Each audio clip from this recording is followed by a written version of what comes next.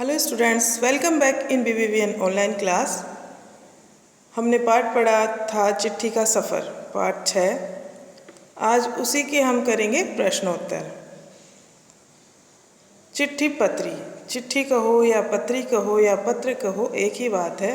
Letter कहो, कुछ भी कहो आप।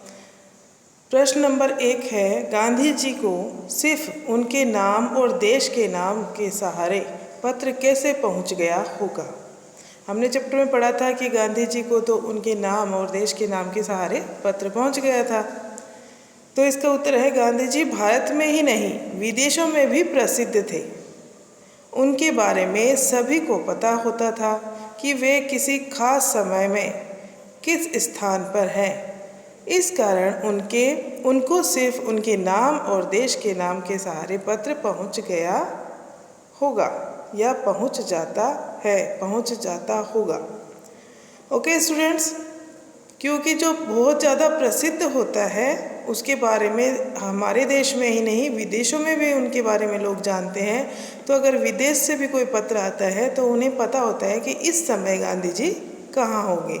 इसलिए हर आदमी इतना प्रसिद्ध होता नहीं है, फेमस होता नहीं है, इसलिए हर आदमी के लिए तो सारा पूरा पता लिखना उसका ज़रूरी होता है कि गांधी जी को सिर्फ उनके नाम और देश के नाम के सहारे पत्र मिल गया था। दूसरा प्रश्न है इसमें, अगर एक पत्र में पते के साथ किसी का नाम हो तो क्या पत्र ठीक जगह पर पहुंच जाएगा। प्रश्न देखिए, अगर एक पत्र में पते के साथ, पता यानी एड्रेस के साथ किसी का नाम हो तो क्या पत्र ठीक जगह पर पहुंच जाएगा। इसका उत्तर देखिए, निसंदेह नाम और पता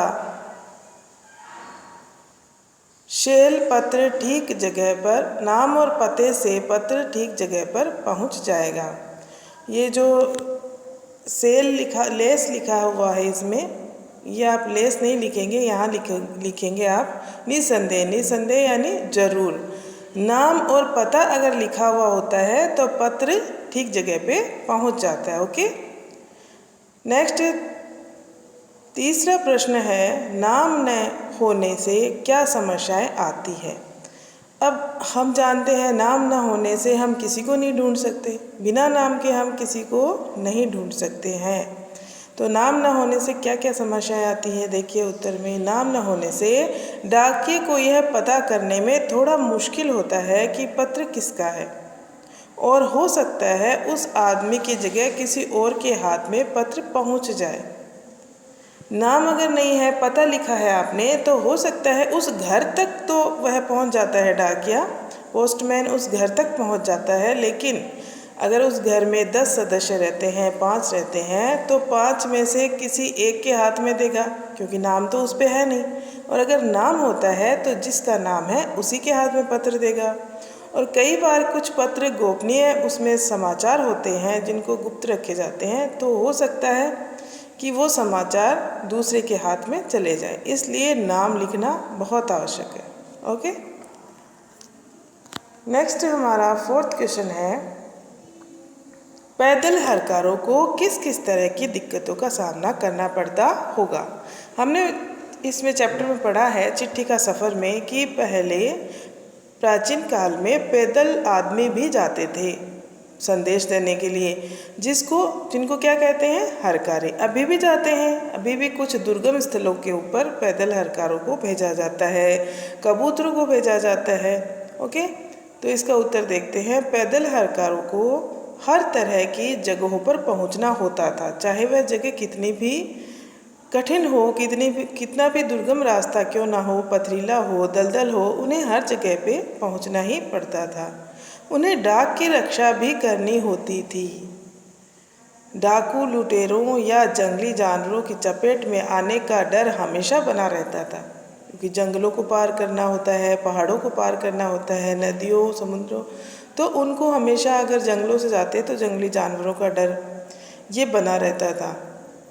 ये सारी समस्याओं का सामना उनको करना पड़ता। अगर पहाड़ी क्षेत्र है, पहाड़ी इलाका है, तो बहुत ज़्यादा थकान भी हो सकती है। पहाड़ पे चढ़ते वक्त हरकारा गिर भी सकता है, कोई एक्सीडेंट भी हो सकता है, तो ऐसी समस्याओं का सामना उनको करना पड़ता था। फिर से एक बार देख लेते हैं। पैदल हरकारों को हर तरह की जगहों पर पहुंचना होता था, चाहे वह जगह कैसी भी हो।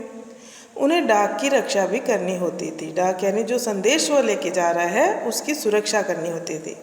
किससे?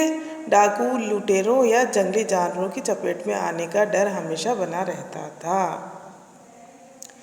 नेक्स्ट है 5वां प्रश्न। अगर तुम किसी को चिट्ठी लिख रहे हो तो पते में यह जानकारी किस क्रम में लिखोगे? गली, मोहल्ले का नाम, घर का नंबर, राज्य का नाम, खंड का नाम, कस्बे, शहर, गांव का नाम, जनपद का नाम नीचे दी गई जगह में लिखिए। आपकी बुक में जो जगह दी हुई है वहाँ आपको लिखना है। तुमने इस क्रम में ही क्यों लिखा? देखिए उत्तर। सबसे पहले क्या आएगा? घर का नंबर, फिर आता है गली मोहल्ले का नाम, जो भी आपकी गली या मोहल्ले का नाम है वो आ जाएगा, फिर खंड का नाम, फिर उसके बाद में कस्बे, शहर, गांव का नाम। ठीक है, जैसे आप लिख लोगे रामलीला मैदान, और उसके रामलीला मैदान के बाद में लिखोगे घंटाघर, लक्ष्मणगढ़। जनपद का नाम लिखोगे, राज्य का नाम लिखोगे। इसमें हमने पता इस क्रम में इसलिए लिखा क्योंकि पता लिखते समय छोटी भौगोलिक इकाई से शुरू करके बड़ी की ओर बढ़ा जाता है। हमने चैप्टर में पढ़ा था कि हमेशा छोटी इकाई से कौन सी इकाई की तरफ बढ़ा जाता है? बड़ी इकाई की तरफ। मान लीजिए आपको लक्ष्मणगढ़ में किसी को पत्र लिखना है और आप दूसरे देश से लिख रहे हैं, तो सबसे पहले आप लिखेंगे लक्ष्मणगढ़ सीकर, राजस्थान, उसके बाद में भारत आएगा। ओके, तो इस तरह छोटी इकाई से बड़ी इकाई की तरफ बढ़ते हैं पत्र लिखते वक्त। सो स्टूडेंट्स, ये सारे प्रश्नोत्तर आपको अपनी उत्तर पुस्तिका में करना है और इनको साथ साथ में लर्न भी करते रहना। Okay, thank you.